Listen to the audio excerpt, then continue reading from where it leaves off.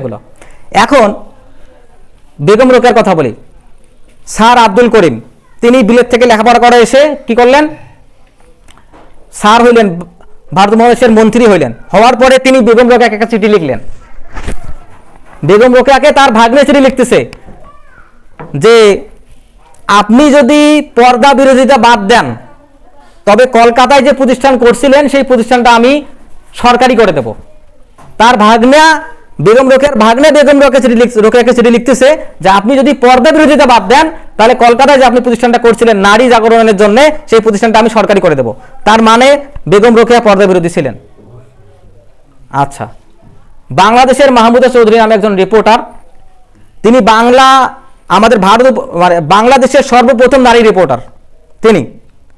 তিনি শওকাত পত্রিকার একজন রিপোর্টার ছিলেন। সেই রিপোর্টারের কাছে একটা গল্প শুনছেন। এই শওকাত পত্রিকায় বেগম রোকেয়ার লেখা ছাপা হইতো। এই শওকাত পত্রিকার লেখা নিতে তিনি বেগম রোকেয়ার কাছে প্রায় যাইতেন। নারী ঘর থেকে বের হওয়া যাবে না, প্রায় যাইতেন উনি। তো গিয়ে দেখতেন বেগম রোকেয়া পর্দার আড়াল থেকে তাকে ওই লেখাগুলো দেয়। কেমন কয়েকবার হয়েছে। হওয়ার পর তিনি চিন্তা করতেছেন যে বেগম রোকেয়া পর্দার বিপক্ষে এত কঠোর, তিনি আবার পর্দা মেনটেন করে আমাকে লেখা কেন দেন। এই দুই একদিন গেতে গেতে মনেতে প্রশ্ন আসে, জিজ্ঞেস করেই ফেলছেন যে আপনি এটা কেন করেন।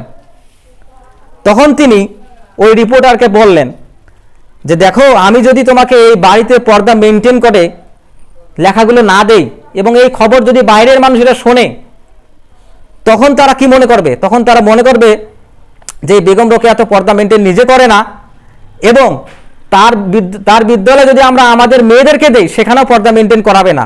তো আমি তো আমার জীবনের সেই স্কুলগুলোকে বেশি ভালোবাসি, এই স্কুলের স্বার্থে আমি তোমার সামনে পর্দা করতেছি। তার ব্যক্তি জীবনে পর্দা এগুলো ডকুমেন্টেড। পারাবন্ধে তো আমরা মনে হয় সবাই গেছিলাম। তার মাথার চুলের কাপড় দেখছেন? 2-3 কদম গেলে মাথার কাপড় পরে যাবে। তার স্বামীর সঙ্গে সাকাওয়াতের সঙ্গে যে ছবিগুলো তোলা আছে সবগুলোতে একই অবস্থা। আচ্ছা, তার স্বামীর কাছে তিনি এই বিদ্যালয়গুলো করার সাহস পাইছেন। তিনি তার নাম লিখছেন কি, আমরা পড়ি নাই, ক্লাস 10-এর বই আছে, তার লেখা আছে। তো নিরীহ বাঙালি, প্রবন্ধ নিরীহ বাঙালি, দেখেন নাম কি লেখা আছে, রোকেয়া সাখাওয়াত হোসেন। ইংরেজিতে লিখতেন R.S. হোসাইন। তিনি কখনোই নিজেকে বেগম রোকেয়া বলেন নাই। বেগম রোকেয়া অর্থ কি? যে নামে আমরা চিনি অথচ তিনি এই নাম নিজে লিখতেন না, তিনি লিখতেন R.S. হোসাইন।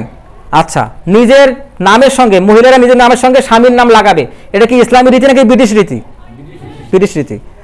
মেয়েরা তার নামের সঙ্গে পিতার নাম লাগাবে, এটা হচ্ছে ইসলামী রীতি। তিনি তার স্বামীর নাম লাগাইতেন, তার মানে ইংরেজ প্রভাবিত। তো এই যে লিখতেন R.S. হোসাইন, তিনি এটা লিখতেন। বেগম কাকে বলে? বেগম যদি আমরা ধরি যে এটা ফার্সি ভাষার শব্দ, কিংবা যদি ধরি যে এটা হিন্দি ভাষার শব্দ বেগম, তাহলে গম মানে কি? খুশি এবং গম। খুশি মানে তো খুশি, আর গম মানে কি? দুঃখ। গম মানে কি? দুঃখ। বেগম যেখানে গেলে দুঃখ নাই হয়ে যায়। স্ত্রীর কাছে গেলে দুঃখ নাই হবে কিনা? স্ত্রীকে উদ্দেশ্যে তৈরি করাই তো হয়েছে, আমরা তো কিছুদিন আগে আলোচনা করেছিলাম শুরু থেকেই। এটা হচ্ছে বেগম, যার কাছে গেলে স্বামীর দুঃখ নাই হয়ে যায়। অথবা বেগম যদি আমরা ফার্সি শব্দ ধরি বা তুর্কিস্তানের শব্দ ধরি, তাহলে বেগম শব্দটা আসছে বের স্ত্রী। তুর্কিস্তানে যারা একটা গোত্রের প্রধান থাকে তাদেরকে বে বলা হয়। যেমন তুর্কিস্তানের ওসমানী খিলাফতের প্রতিষ্ঠা হচ্ছেন ওসমান বে, তার নাম হচ্ছে ওসমান বে। বে মানে প্রধান, অধিকর্তা।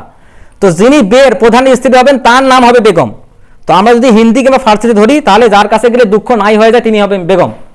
এখন এই ইসলামী ভার্সনে বেগম রোকেয়াকে উপস্থাপন করছে আমাদের নারীবাদীরা বাংলাদেশের।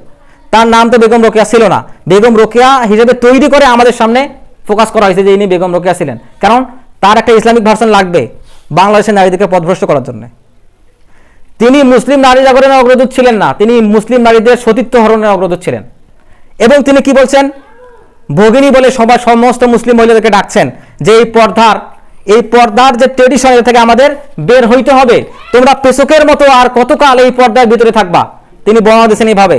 তিনি একদিন মাদ্রাজে একটা মিটিংয়ে গিয়েছিলেন, সেখানে এক নারীর সঙ্গে দেখা, নারী মানে উদ্ভট রকমের পর্দা করছে। তাকে বললেন যে আপনি তো সুন্দর পর্দা করছেন, মানে হাস্যচ্ছলে বলছে, ঠাট্টা করে বলছে। তখন ওই নারী বলতেছে যে হ্যাঁ, এই পর্দা নিয়ে আমার কত বিপদ। কি বিপদ? যে একদিন আমরা রাত্রে বের হয়েছি কয়েকজন মোটরে করে, তো ছোট ছোট বাচ্চারা কি করতেছে, আমাদেরকে দেখে ঢিল ছুটতেছে, কেন? পর্দা কোনদিন দেখে নেই। তারপর কি হয়েছে, আমরা ওইখানে তিনি গল্প লিখছেন এভাবে যে নারীরা ট্রেনে যাবে, তো নারীদেরকে ট্রেনের স্টেশনের সামনে বসায় রাখা হয়েছে, তারা বোরখা পরে আসে, আপাতমস্তক বোরখা পরে আসে এবং তাদের উপরে একটা কাপড়ও দেওয়া হয়েছে। তো কুলি যা কি করছে, লাঠি দিচ্ছে আর বলতে স্যার এগুলো সরায় না কেন, কুলি মনে করছে এগুলো অন্য কিছু। তো এগুলোকে তিনি এইভাবে ব্যাখ্যা করছেন। আচ্ছা, এখন আমি যেটা বলতে চাচ্ছি সেটা হচ্ছে 1820 সালে কিংবা 19, তার মৃত্যু কত সালে? 36 সালে, 35 সালে, হ্যাঁ 32 সালে, ইয়েস 32 সালে, 31 সালে তিনি লিখছেন অবরোধ বাসেনি। পর্দা প্রথাকে তিনি অবরোধ হিসেবে তুলনা করছেন। এটা কি অবরোধ না? এটা বিধান, ফরজ বিধান, সালাতের মতো ফরজ বিধান। তো এটাকে অবরোধ হিসেবে তুলনা করে তিনি এই গল্পগুলো লিখছেন। এখন ওই যুগের লোকেরা যদি ওইভাবে পর্দাটা বুঝতো, এটা কি ইসলামের দোষ নাকি ওই যুগের লোকের দোষ? যদি ওইভাবে পর্দা বুঝতো, একটা মহিলা বাইরে বের হতে পারবে কিনা? পারবে। একটা মহিলা আল্লাহ যেভাবে বলছেন সেভাবে অন্য পুরুষের সঙ্গে কথা বলতে পারবে কিনা? পর্দা মেনে নিতে পারবে কিনা? এগুলো অধিকার দেওয়া আছে। এখন সেই যুগের লোক যদি সেইভাবে পর্দাটা না বুঝে ওইভাবে বুঝতো এবং ওইভাবে আমল করছে, সেটা কি ইসলামের দোষ নাকি মহিলার দোষ? সেই যুগের মানুষের দোষ কিনা? সেই যুগের মানুষের দোষ। এখন এই 150 বছর 200 বছর আগের ঘটনাকে যদি এখন বর্তমান পাঠ্য বইয়ে দেওয়া হয়, যেখানে বাংলাদেশের অধিকাংশ মহিলারা পর্দা করে রাস্তায় বের হয়, এটা দেওয়ার মানে কি? আচ্ছা, এখন থেকে 1450 বছর আগে 9 বছর বয়সে আয়েশা রাদিয়াল্লাহু আনহা রাসূলুল্লাহ সাল্লাল্লাহু আলাইহি ওয়াসাল্লামের সাথে ঘর সংসার করছেন, এটা তো স্পষ্ট নাকি? আচ্ছা, গবেষণা দেখা গেছে সেই যুগের আবহাওয়া, সেই যুগের কৃষ্টি, সেই সময়ের কালচার এবং আরবের কালচার, 9 বছর বয়সে একটা মেয়ে ঘর সংসার করবে এটা স্বাভাবিক ছিল। তো ওইটা যদি বর্তমান সময়ে বেগম রোকেয়ার মতো নারীবাদীদের আপত্তির কারণ হয়, তো 150 বছর আগের কার সেই সময়কার পর্দা ব্যবস্থাকে বর্তমান সময়ে যদি সেইভাবে উপস্থাপন করা হয়, এটা আমাদের আপত্তি থাকবে না? এগুলো আমাদের কাছে স্পষ্ট হইতে হবে। এগুলো আমাদেরকে ইসলাম থেকে বের করে দিচ্ছে ধারণাগুলো, নারীবাদী ধারণা। এই আধুনিক ফিতনাগুলো সম্পর্কে আমাদের সচেতন থাকতে হবে। এখন তিনি পর্দা নিষিদ্ধ করতেন না, মানুষদেরকে পর্দা লঙ্ঘন করার দিকে ডাক দিচ্ছেন। এটাকে কি বলে জানেন? হাদিসের ভাষায় বলি, রাসূলুল্লাহ সাল্লাল্লাহু আলাইহি ওয়াসাল্লামের মৃত্যুর পর আবু বকর রাদিয়াল্লাহু আনহু শাসনামলে একদল লোক কি বলল যে আমরা এখন থেকে যাকাত দিব না। তখন আবু বকর রাদিয়াল্লাহু আনহু বললেন যে আমি তাদের বিপক্ষে যুদ্ধ করব। আমি তাদের বিপক্ষে যুদ্ধ করব। কেন? তারা যাকাত দিতে চাচ্ছে না। রাসূলুল্লাহ সাল্লাল্লাহু আলাইহি ওয়াসাল্লামের সময় তারা যাকাত দিছে, তারা যদি সালাত পড়ে এবং যাকাত না দেয় আমি তাদের বিপক্ষে যুদ্ধ করব। এই যে তারা যুদ্ধ না, এই যে তারা যাকাত না দেওয়ার কথা বললো, এটাকে বলা হয় রিদ্দা। কি বলে এটাকে? রিদ্দা। রিদ্দা মানে ধর্মত্যাগ। রিদ্দা কাকে বলে? ধর্মত্যাগ। কেউ যদি ধর্মত্যাগ করে সে মুরতাদ হয়ে যায়।